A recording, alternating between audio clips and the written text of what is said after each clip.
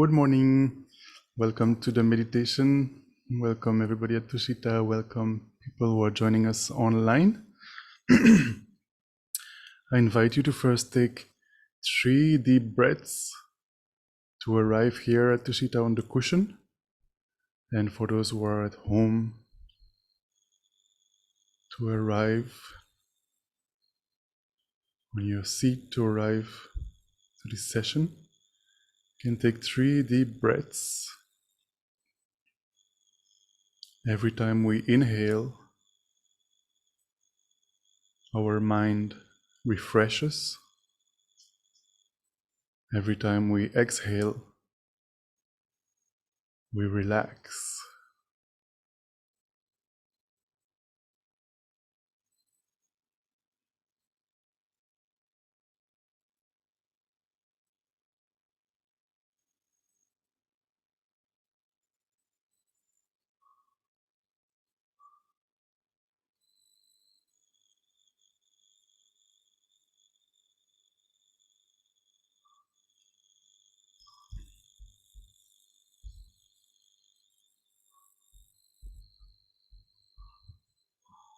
Next, what we will do is 5 minutes of Shamatha practice, single-pointed concentration, or also called calm abiding.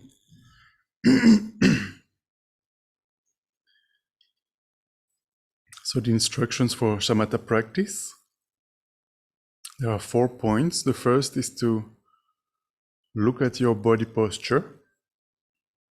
Ideally, we sit on the floor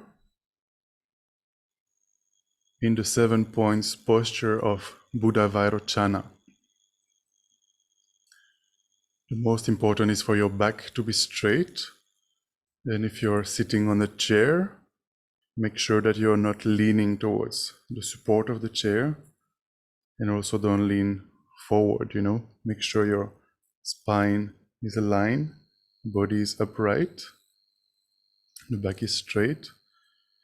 Ideally would be sitting in a full lotus posture. That might be a little bit difficult. So at least have your legs crossed, could be in half lotus or, Burmese style with one leg in front of the other, or simply cross-legged. Make sure you're comfortable, you're not forcing yourself.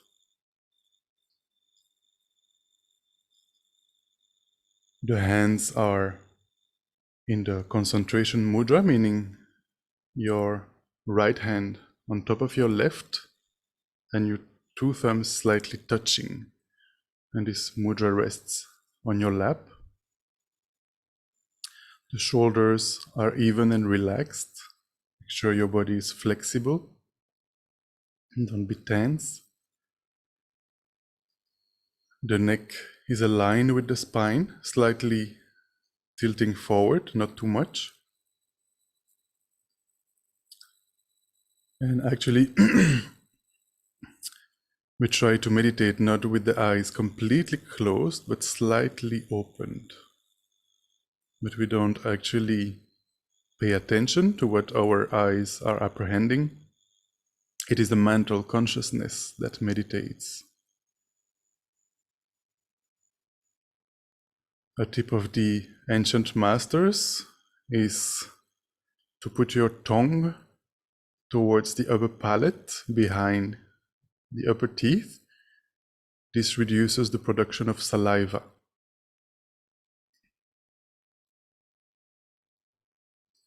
The second instruction is the focal point, basically your object of meditation. If you are familiar with single-pointed meditation, you can take the object you usually take for this meditation. If you're not familiar with this meditation, what I would suggest is to visualize a tiny dot of white light between your nose and your upper lip. Very small, maybe 1 or 2 millimeters in diameter. Small, tiny dot of white light in the area between your nose and your upper lip. And place all your attention there. place your full focus on this tiny dot of light. The third instruction is that during meditation, distraction will occur, and it is important to identify the two types of distractions that might happen. The first is excitement, being distracted with thoughts of the future, for example, what I will have later for lunch or something like that during the day, or thoughts of the past. The second way the mind gets distracted is with lethargy, dullness, kind of mental sinking, like falling asleep. These are the two ways the mind gets distracted. And the fourth and last instruction is to apply the remedies, to apply the antidotes to these two ways the mind gets distracted. The first one is called introspection. It means to constantly have a part of your mind checking, am I meditating? Am I concentrated on my mental object? If not, if I notice that my mind has wandered, either being distracted with either excitement or laxity, immediately when I notice that my mind has wandered, I make the effort to come back, to bring my mind back onto the object with mindfulness. This is the second antidote. So I'm constantly checking with a small part of my mind, introspecting. Am I meditating? Am I concentrated? And as soon as I noticed that I'm not concentrated on my object anymore, with mindfulness, I bring back my mind onto my object. So we will do this for about 5 minutes.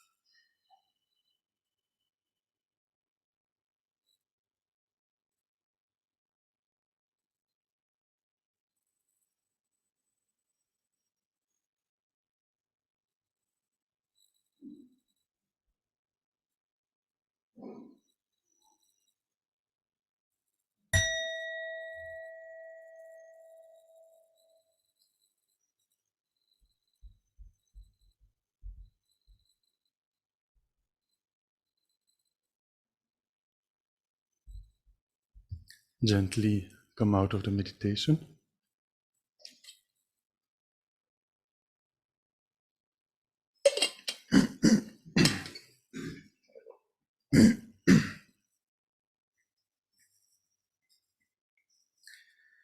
The next thing we will do this morning is an analytical meditation. We will try to generate the mind of awakening, called Bodhicitta in Sanskrit. And for this we will use the sevenfold cause and effect method. This is a method that was taught by Shakyamuni Buddha, and that has come to us from generation to generation. It was taught to Arya Maitreya, who taught it to Arya Asanga, and down to us from generation to generation. It came to Tibet from Lama Atisha, who was one of the ancient Indian masters who actually received these instructions from Lama Salingpa, who was teaching in Indonesia on the island of Sumatra at Muara Jambi University. So Lama Atisha went all the way to Indonesia and studied with Lama Salingpa for 12 years. And then he brought this technique back to India and then on to Tibet.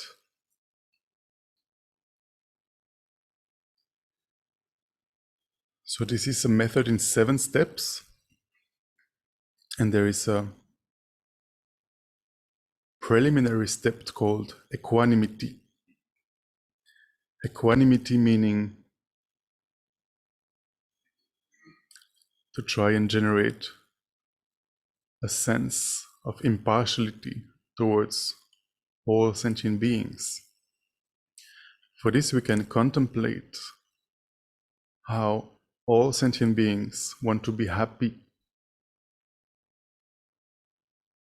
No sentient being wants to experience suffering. In that sense, all sentient beings are equal. So therefore, we should not discriminate between friends, enemies, and strangers. All have the same basic motivation of wanting to be happy, not wanting to suffer.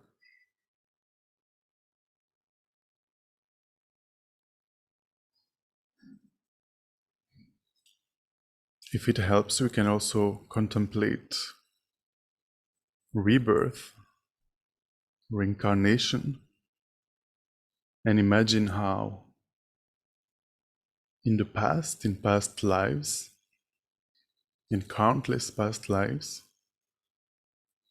all sentient beings must have been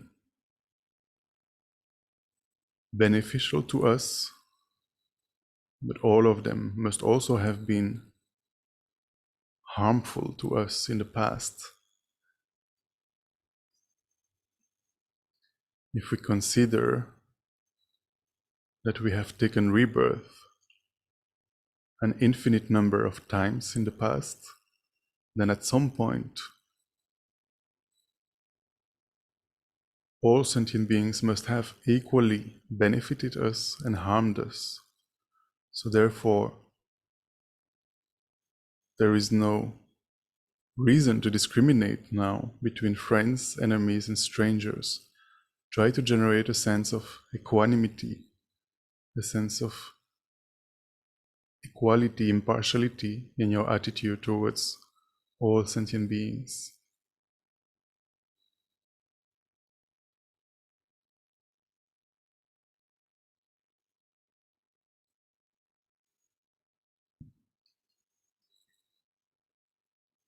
And with this preliminary step, we move on to the first step, which is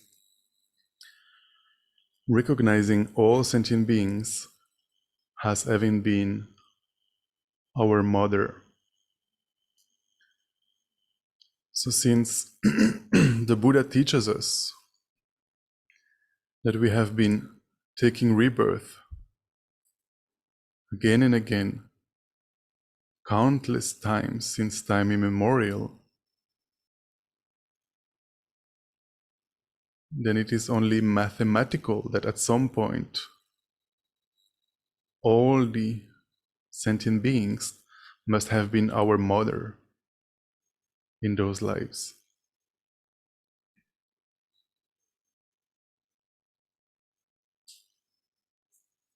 If we have had an infinite number of lives,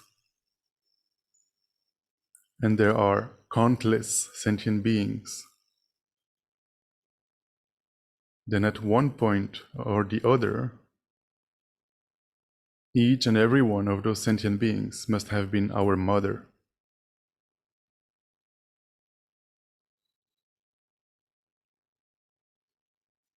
So the second point is to contemplate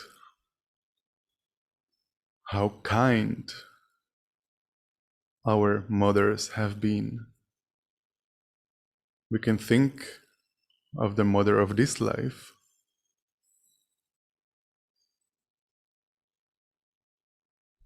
who first of all gave us this precious human rebirth. She carried us for about 9 months. You can imagine the hardship endured. You can imagine the pain of giving birth, the care that she or the person who took care of you, the care that was given to you at birth. You know, a baby who doesn't receive affection. His Holiness the Dalai Lama often reminds us that a baby without affection would simply not survive. So you can imagine the care at birth. Your mother or the person who took care of you when you were a baby, feeding you, bathing you,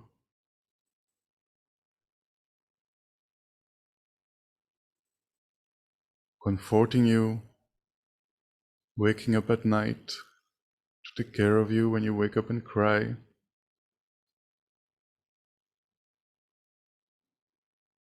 You can contemplate how your mother or this person who took care of you during your childhood did everything for your well-being.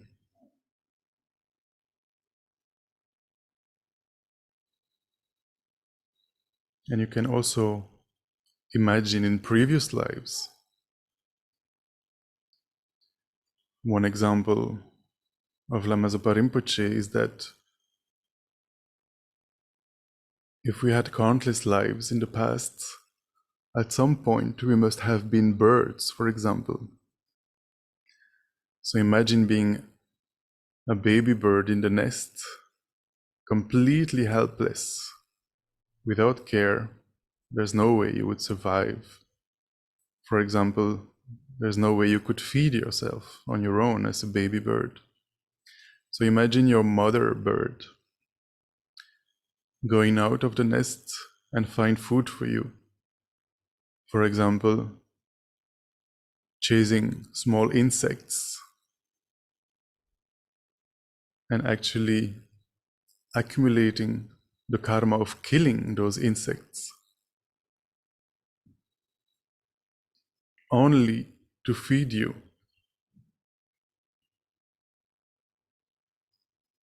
How unbelievably kind.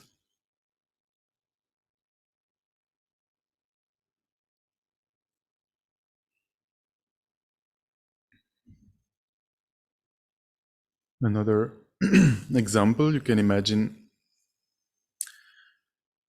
you could have seen maybe on National Geographic Channel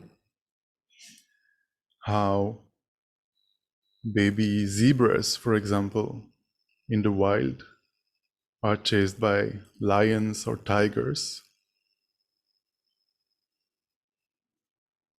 Then imagine a baby zebra being chased by one of these lions or tigers. The mother, without any second thought, would, put herself in the middle and sacrifice her own life to protect the life of the baby zebra. How unbelievably kind. So try to remember the kindness of all modern sentient beings. All sentient beings have been our mothers in the past. Try to remember how kind they have been towards us.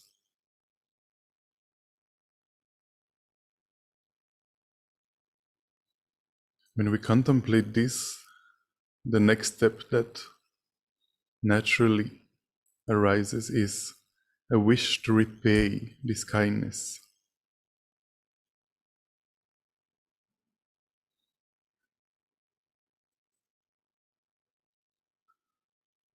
All sentient beings have been so kind to me.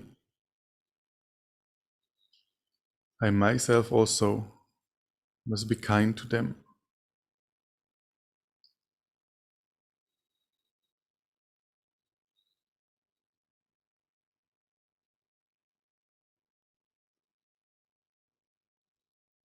But I'm not going to merely repay the kindness. I must also have been their mothers countless times. But now I have this precious human rebirth. So the way I wish to repay the kindness is to establish them in perfect happiness, a state free from suffering, which actually leads us to the next step, great compassion.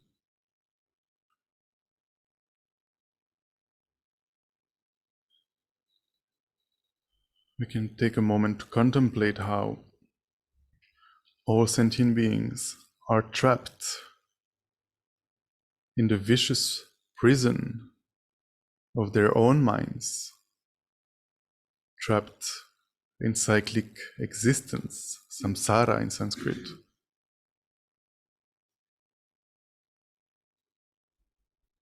Because of self-grasping ignorance,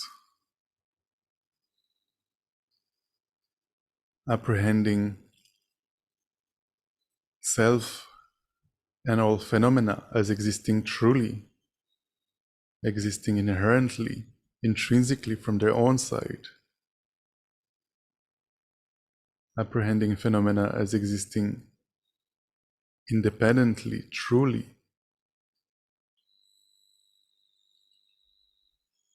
Then because of that,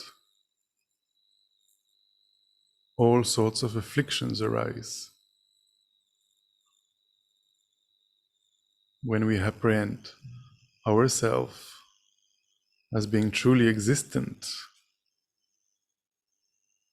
we have this impression of being the center of the universe.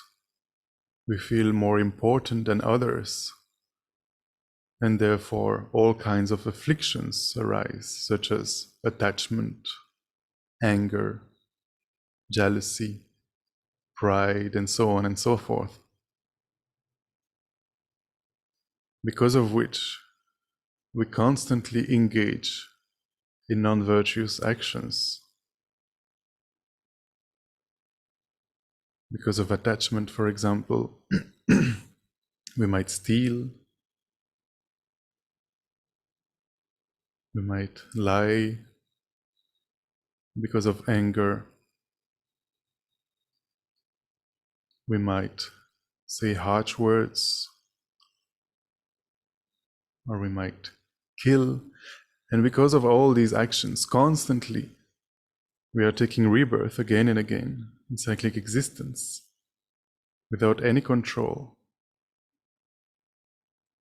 Sometimes as a human, sometimes as animals.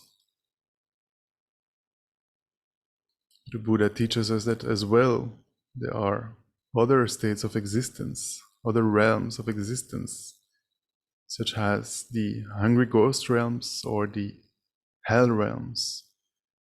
Try to imagine the suffering there. In the animal realm, it is quite obvious. We can see that animals in the wild are living in constant fear of being eaten by bigger animals. We can think also of what we call livestock. Hundreds of animals living in small places together, waiting to be sent to the slaughterhouse. Imagine the suffering.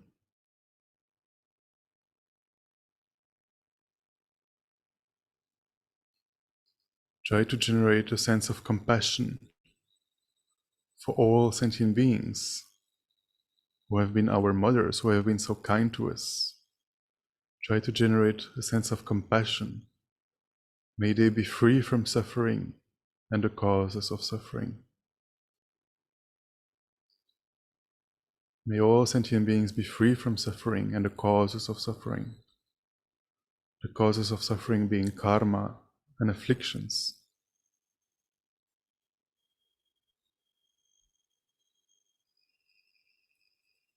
And the next step number 6, is to generate the altruistic intention. I myself will take responsibility. I will do whatever I can to free numberless sentient beings from suffering and the causes of suffering.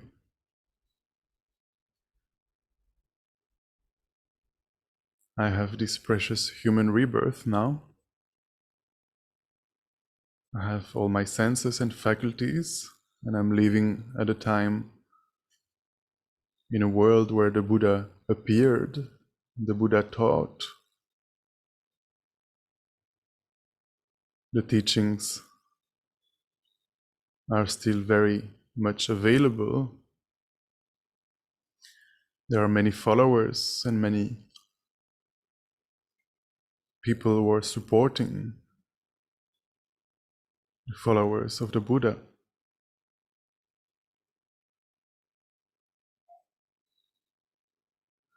Therefore, I'm taking responsibility. By myself, I will free all sentient beings from suffering and the causes of suffering.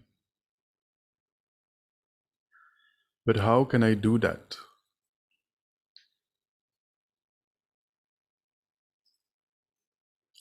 I myself am circling in samsara because of the power of karma and afflictions. So therefore, I must first free myself from suffering and the causes of suffering.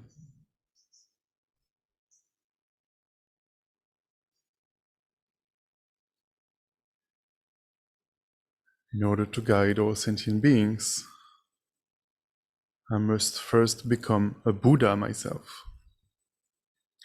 I must eliminate all afflictions, all delusions.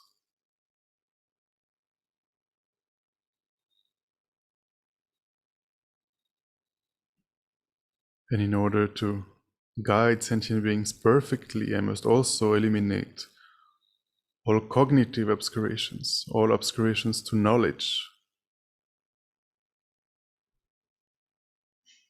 I must become a Buddha, perfectly, fully awakened.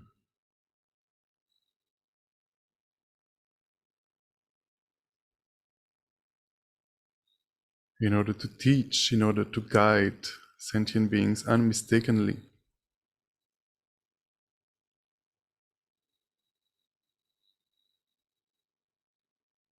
We can see in the history of humanity how Prince Siddhartha demonstrated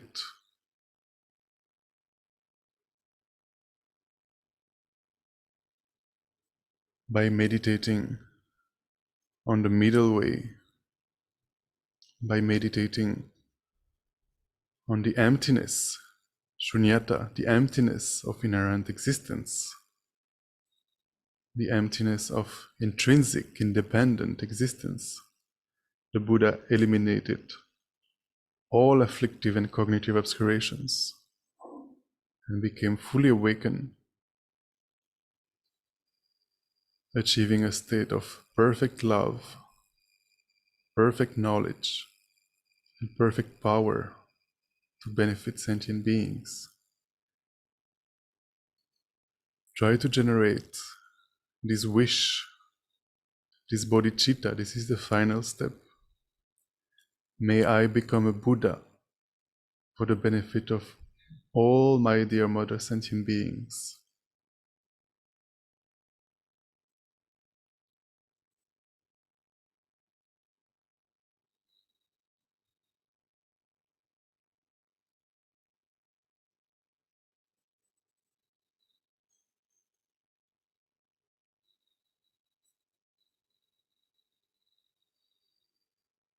Try to abide in that experience for a while, in this wish, this most beautiful mind, this most beautiful aspiration. May I become a Buddha for the benefit of all my dear mother sentient beings.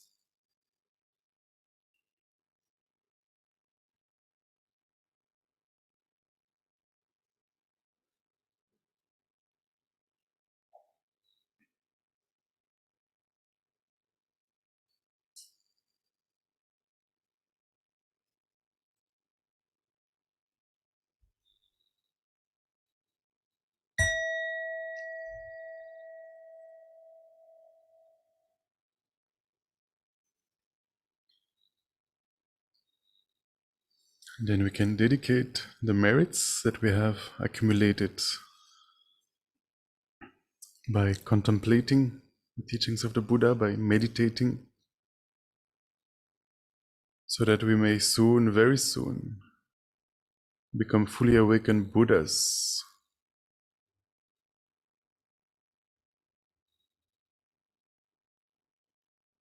and liberate all sentient beings without exception. May the supreme mind of Bodhicitta, that has not arisen, arise and grow, and may that which has arisen not diminish, but increase more and more. We can also dedicate the merits for the long and healthy lives of our spiritual guides. We can pray for the long and healthy life of His Holiness the Dalai Lama.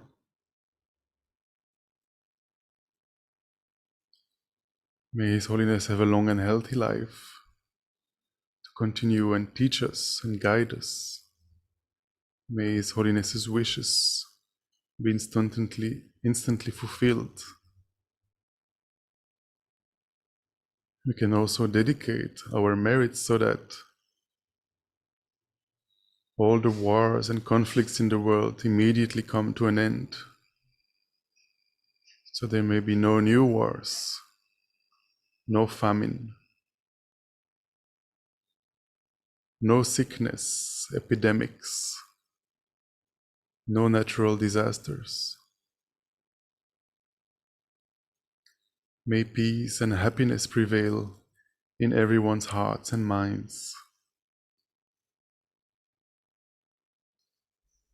Thank you very much, everyone. Have a beautiful day.